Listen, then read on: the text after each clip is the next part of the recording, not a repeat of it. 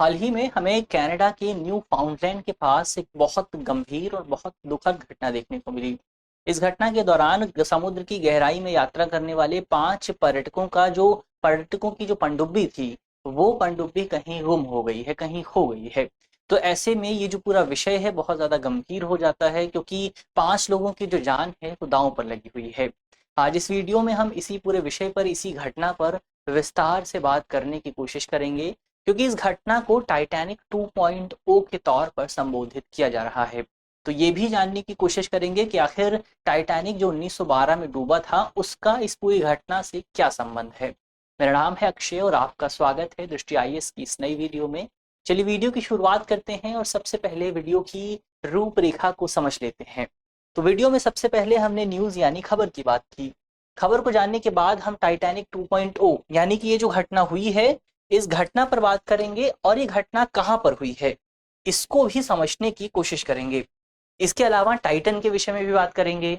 Titan वो जहाज है जो कि समुद्र के अंदर गया था, वो पनडुब्बी है जो कि समुद्र के अंदर गई थी और आगे चलकर डूब गई है, आगे चलकर कहीं गुम हो गई है। इसके अलावा इस पूरी स्थिति में हमें क्या क्या परिदृश्य देखने को मिल सकते हैं, क्या क्या सिनेरियो देखने को मिल सकते हैं, उन पर भी बात करेंगे। और ये भी जानने की कोशिश करेंगे कि आखिर समुद्र के इस तरह के जो अभियान हैं, समुद्र की गहराई में इस तरह के अभियानों को संचालित करना इतना ज्यादा मुश्किल क्यों होता है। और अंत में एक सवाल पर भी बात करेंगे। सवाल जो होगा वो प्रीलिम्स का होगा। इसके अलावा ये जो पूरा विषय है मुख्य तौर पर सामान्य अध्ययन प्रश्न पत्र 3 से जुड़ा हुआ है। आप इसे विज्ञान एवं प्रौद्योगिकी जैसे खंडों से जोड़कर देख सकते हैं। चलिए वीडियो की शुरुआत करते हैं और सबसे पहले टाइटैनिक 2.0 ये जो घटना हुई है, इस घटना के बारे में जानने की कोशिश करते हैं, इसके एक ओवरव्यू को समझने की कोशिश करते हैं। तो अमेरिका में एक स्टार्टअप कंपनी है, कंपनी का नाम है ओशियन गेट। अब ये जो कंपनी है ये तमाम अभियानों के लिए, जैसे कोई पर्यटन अभियान हो गया, कोई उद्योग अभियान हो गया, कोई अनुसंधान से जुड़ा कोई काम हो गया, रिसर्च से जुड़ा कोई काम हुआ, या फिर अन्वेषण से जुड़ा कोई काम हुआ, एक्सप्लोरेशन से जुड़ा कोई काम हुआ, तो इन तमाम कामों के लिए ये जो कंपनी है ये चालक युक्त पनडुब्बियां प्रदान करती है। अब यहाँ पर हिंदी में ये जो पूरा शब्द है ये पनडुब्बी शब्द है, लेकिन इंग्लिश में हमें इसके लिए 2 शब्द देखने को मिलते हैं। यहाँ पर जो हमने इस्तेमाल किया है वो इंग्लिश का शब्द है सबमर्सिबल्स, लेकिन यहाँ पर एक और शब्द होता है, दूसरा शब्द है सबमरीन्स। तो सबमरीन्स और सबमर्सिबल्स 2 शब्द होते हैं, ले और दोनों बहुत अलग अलग चीजें होती हैं, लेकिन हिंदी में इसके लिए एक ही वर्ड मौजूद है। अब दोनों का मतलब क्या है, इनके मतलब को भी जान लेते हैं, क्योंकि दोनों के बीच बहुत अंतर मौजूद है। तो ऐसे में अगर पेपर में सवाल आता है दोनों के अंतर को लेकर, तो आप उस सवाल को सॉल्व कर सकेंगे। तो दरअसल दोनों में अंतर ये मौजूद है कि जो सबमरीन्स होती हैं वो तुलनात्मक रूप से बहुत बड़ी होती हैं, और जो सबमर्सिबल्स हैं वो थोड़ी छोटी होती हैं। और सबमरीन्स का जो इस्तेमाल है वो मुख्यतः मिलिट्री पर्पस के लिए किया जाता है, यानी कि जो सैन्य अभियान है उनके लिए सबमरीन्स का इस्तेमाल होता है। लेकिन जो सबमर्सिबल्स हैं इनका इस्तेमाल आप अनुसंधान के लिए कर सकते हैं, अन्वेषण के लिए कर सकते हैं, पर्यटन के लिए कर सकते हैं, उद्योग में जो रिसर्च होती है उसके लिए आप इसका इस्तेमाल कर सकते हैं। यानी कि ये जो सबमर्सिबल्स हैं इनका इस्तेमाल मुख्य तौर पर कमर्शियल पर्पस के लिए किया जाता है। इसके अलावा और क्या क्या अंतर है उसकी बात करें, जो सबसे बड़ा अंतर है इन दोनों के बीच वो ये है कि जो सबमरीन है वो स्वतः संचालित होती है, यानी कि उसमें एक self regulatory, self working mechanism मौजूद होता है। वो खुद को खुद से संचालित कर सकती है, उसमें एनर्जी का अपने आप एक अलग स्रोत मौजूद होता है। लेकिन जो सबमर्सिबल्स हैं क्योंकि वो थोड़े छोटे होते हैं, तो ऐसे में उन सबमर्सिबल्स में इस तरह का कोई सिस्टम इंस्टॉल करना बहुत ज़्यादा मुश्किल होता है, क्योंकि वो सिस्टम भी अपने आप में बहुत बड़ा है। तो ऐसे में आप सवाल पूछेंगे कि ये जो सबमर्सिबल्स हैं इन्हें कैसे संचालित किया जाता है। तो इनको संचालित करने के लिए मुख्य तौर पर अलग से एक प्लेटफॉर्म इंस्टॉल किया जाता है। और ये जो प्लेटफॉर्म है, ये प्लेटफॉर्म समुद्र में जो पानी है, पानी के ऊपर रखा रहता है। तो ऐसे में प्लेटफॉर्म पानी के ऊपर रहता है और पानी के जो नीचे जाता है उसे सबमर्सिबल कहा जाता है। तो हमने सबमर्सिबल और सबमरीन के बीच के अंतर की बात की। अब इस घटना पर बात करते हैं। तो इस घटना की शुरुआत होती है 18 जून को, जब एक पनडुब्बी जो है वो एक पर्यटन अभियान पर निकलती है। जो एक सबमर्सिबल था वो एक पर्यटन अभियान पर जाता है, और इस सबमर्सिबल का नाम था टाइटन। अब आप सवाल पूछेंगे कि ये जा कहाँ रहा था। तो ये जा रहा था उत्तरी अटलांटिक महासागर में, कनाडा के पास एक स्टेट है, कनाडा के अंदर एक स्टेट आता है जिसका नाम है न्यू फाउंडलैंड। तो ये जो टाइटन था ये न्यू फाउंडलैंड से तकरीबन 400 मील की दूरी पर जा रहा था। अब यहाँ पर क्या मौजूद है, तो यहाँ पर मौजूद है टाइटैनिक का मलबा। टाइटैनिक वही जहाज है जो कि 1912 में डूब गया था, और इस जहाज को लेकर बहुत सारी कहानियां मौजूद हैं, बहुत सारी फिल्में भी बनाई गई हैं, आप उन फिल्मों को देख सकते हैं। तो इस जहाज का जो मलबा है वो न्यू फाउंडलैंड से तकरीबन 400 मील की दूरी पर मौजूद है, और टाइटन जहाज इसी जगह पर जा रहा था, और इसी बीच हमें ये दुर्घटना देखने को मिली। दरअसल ये जो टाइटन जहाज है, हमने पहले ही बात की कि इस टाइटन जहाज में कोई भी सेल्फ संचालित मैकेनिज्म मौजूद नहीं है, स्व नियंत्रण मैकेनिज्म कोई नहीं है। तो ऐसे में ये जो प्लेटफॉर्म है, ये जो पनडुब्बी थी, इस पनडुब्बी को एक प्लेटफॉर्म के माध्यम से संचालित किया जाता है। अब क्योंकि पानी के अंदर जो है वो जीपीएस भी काम नहीं करता, तो ऐसे में कम्युनिकेशन कैसे हो, तो कम्युनिकेशन होता है मैसेज के माध्यम से, संदेश के माध्यम से। सिस्टम ये बनाया गया था कि जब ये जो पनडुब्बी है टाइटन, ये समुद्र के अंदर जाएगी तो हर 15 मिनट बाद ये अपने प्लेटफॉर्म को, जो इसका कंट्रोल सिस्टम है, वहां पर एक संदेश भेजेगी कि वो पनडुब्बी जो है वो ठीक चल रही है, सही जगह पर जा रही है। तो ऐसा ही 2 घंटे तक ऐसा होता रहा। 2 घंटे तक इस पनडुब्बी ने संदेश भेजा अपने प्लेटफॉर्म को, लेकिन 2 घंटे बाद ये महसूस हुआ कि इस पनडुब्बी से अब कोई भी संपर्क नहीं हो पा रहा है, ना तो वहां पर संदेश जा रहा है, ना ही संदेश आ रहा है। तो ऐसे में जब ये क्लियर हो गया कि ये पनडुब्बी कहीं खो गई है, अब इससे संपर्क नहीं हो पा रहा है, तो इसके बाद इस बचाव और राहत अभियान की शुरुआत होती है। तो ये तो इस पूरी घटना की बात हुई, इस पूरे इंसिडेंट की बात हुई। अब आगे बढ़ते हैं और टाइटन के विषय में भी बात कर लेते हैं, यानी कि उस पनडुब्बी के बारे में जान लेते हैं जो कि समुद्र के अंदर गई थी। इस पनडुब्बी की बात करें तो ये एक सफेद ट्यूब के जैसी है, यानी कि एक ट्यूब जैसी बनी हुई है, जिसकी लंबाई जो है वो तकरीबन 6.7 मीटर के आसपास है, और जिसकी चौड़ाई जो है वो तकरीबन 2.8 मीटर के आसपास है। इसके अलावा ये जो सफेद ट्यूब है, ये जो पनडुब्बी है, इस पनडुब्बी के आगे वाले हिस्से में एक होल भी मौजूद है, एक छिद्र मौजूद है, जहां से यदि कोई टाइटैनिक के मलबे के पास पहुंचता है तो उस मलबे को देख सकता है। तो यहाँ पर एक ट्यूब है, ट्यूब में एक छेद मौजूद है। इसके अलावा इस पनडुब्बी की स्पीड की बात करें, रफ्तार की बात करें, तो ये पनडुब्बी तकरीबन 3 नॉट्स की रफ्तार से यात्रा करती है। जैसे यदि आप किलोमीटर में परिवर्तित करेंगे तो ये 5.56 किलोमीटर प्रति घंटे की रफ्तार से यात्रा कर सकती है। इसके अलावा ये जा कहाँ रही थी, तो हमने पहले ही बात की कि इस पूरी पनडुब्बी का इस्तेमाल पर्यटकों को टाइटैनिक, जो कि जहाज 1912 में डूब गया था, इस जहाज के मलबे को दिखाने में इस्तेमाल किया जाता है। और इसी वजह से इस पनडुब्बी का जो किराया है वो अपने आप में बहुत ज्यादा है। इस पनडुब्बी का किराया तकरीबन $2.5 लाख के आसपास है, यानी कि यदि आपको इस पनडुब्बी में यात्रा करनी है तो आपको $2.5 लाख चुकाने होंगे। इसके अलावा ये जो पनडुब्बी है ये समुद्र की गहराई में तकरीबन 4000 मीटर तक जा सकती है, और टाइटैनिक का जो मलबा है वो समुद्र की गहराई में 3800 मीटर तक मौजूद है। तो इससे टाइटैनिक के मलबे के लिहाज से डिजाइन किया गया है। इसके अलावा इस पनडुब्बी को समुद्र के भीतर, समुद्र की गहराई में बहुत ज्यादा दबाव झेलने के लिए भी डिजाइन किया गया है, क्योंकि हम जानते हैं कि समुद्र के भीतर कोई भी जो वस्तु है, कोई भी जो इंस्ट्रूमेंट है, उस पर बहुत ज्यादा दबाव आता है। ऐसा कहा जाता है कि समुद्र के भीतर हर 10 मीटर पर अगर आप अंदर जाते हैं, अगर आप गहराई में जाते हैं, तो वहां पर दबाव बढ़ता जाता है, और जिस जगह पर टाइटैनिक का मलबा मौजूद है वहां पर समुद्र का जो दबाव है वो समुद्र की सतह से 380 गुना ज्यादा है। तो अपने आप में ये एक बहुत बड़ा दबाव हो जाता है, और किसी भी चीज को ये दबाव जो है वो क्रैश करके रख सकता है। तो ऐसे में जो स्पेशल इंस्ट्रूमेंट्स अंदर जाते हैं, उन्हें इस दबाव को झेलने के लिए डिजाइन किया जाना बहुत ज्यादा जरूरी होता है। तो ये तो टाइटन के बारे में बात हुई। अब आगे बढ़ते हैं और ये जानने की कोशिश करते हैं कि इस पूरी घटना में और सिनेरियो क्या हो सकते हैं, किस तरह की सिचुएशंस हमें देखने को मिल सकती हैं।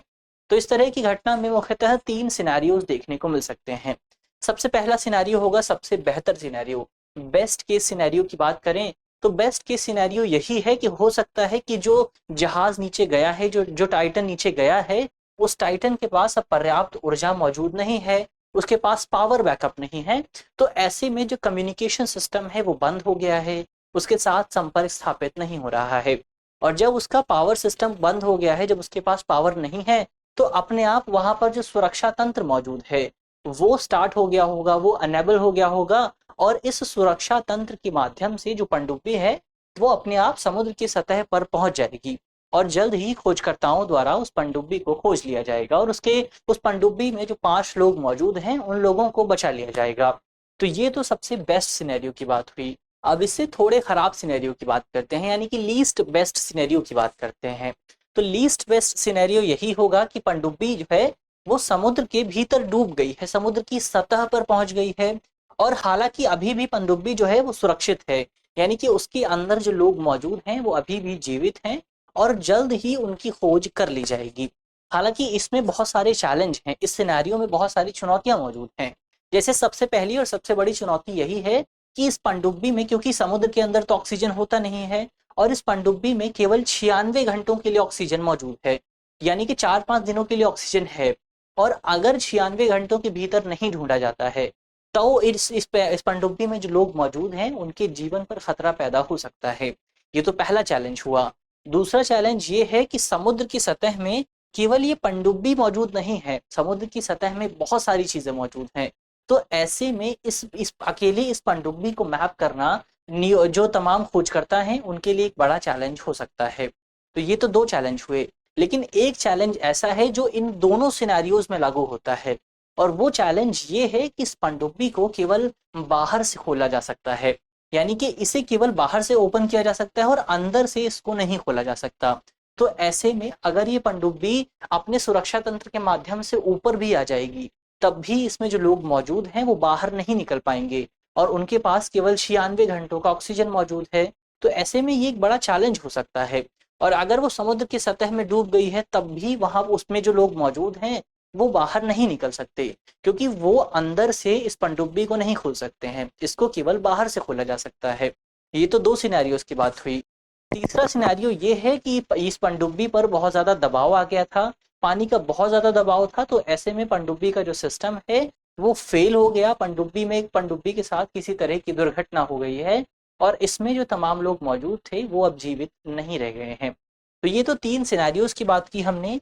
अब आगे बढ़ते हैं और अंत में जानते हैं कि समुद्र की सतह के भीतर, समुद्र में गहराई पर इस तरह के अभियानों को संचालित करना इतना ज्यादा चुनौतीपूर्ण क्यों होता है, इतना ज्यादा चैलेंजिंग क्यों होता है।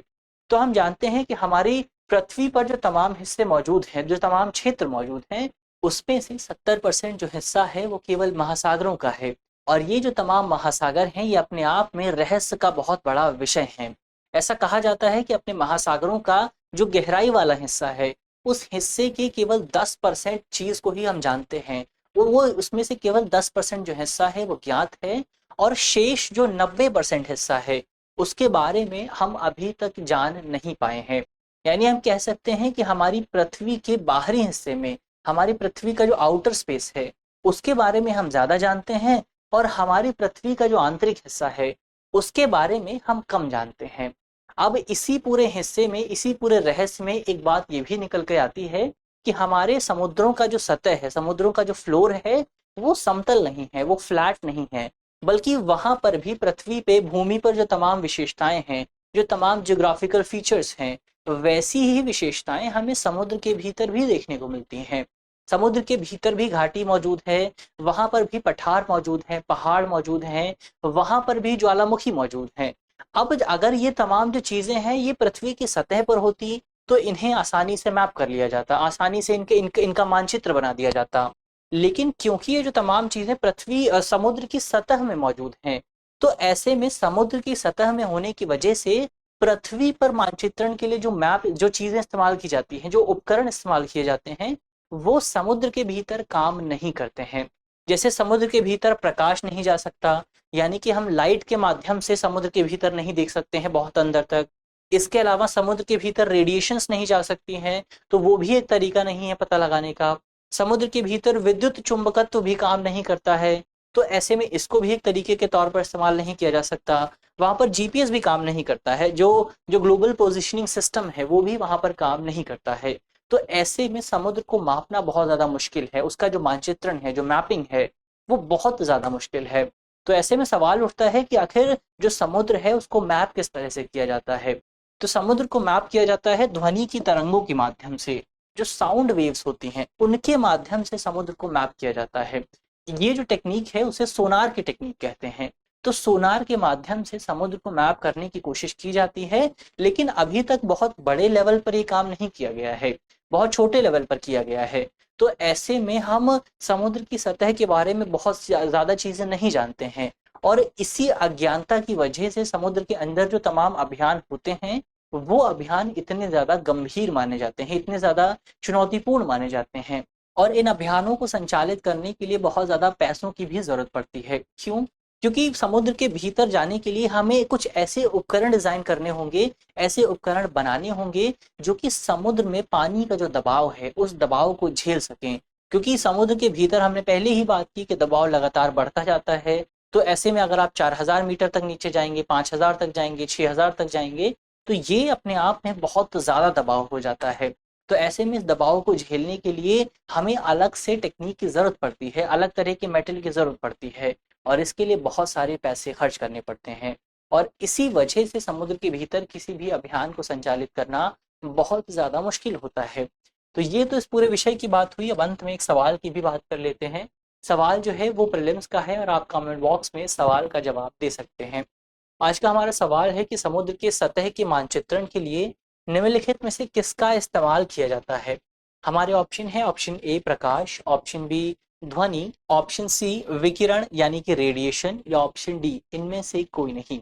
तो आप कमेंट बॉक्स में सवाल का जवाब देना बिल्कुल भी ना भूलें। मुझे उम्मीद है कि इस वीडियो में जिन बिंदुओं पर बात की गई है वो आपको समझ में आएंगे, और यदि आपके प्रश्न पत्र में इससे जुड़ा कोई भी सवाल आता है तो आप उसे आसानी से हल कर सकेंगे। यदि आप इस वीडियो की पीडीएफ चाहते हैं तो इसकी पीडीएफ आपको हमारे टेलीग्राम ग्रुप पर मिल जाएगी, और टेलीग्राम ग्रुप का जो लिंक है आप जानते हैं वीडियो के डिस्क्रिप्शन में होगा। तो ग्रुप से जुड़ना बिल्कुल भी ना भूलें। मिलते हैं आपसे अगले वीडियो में, तब तक के लिए धन्यवाद।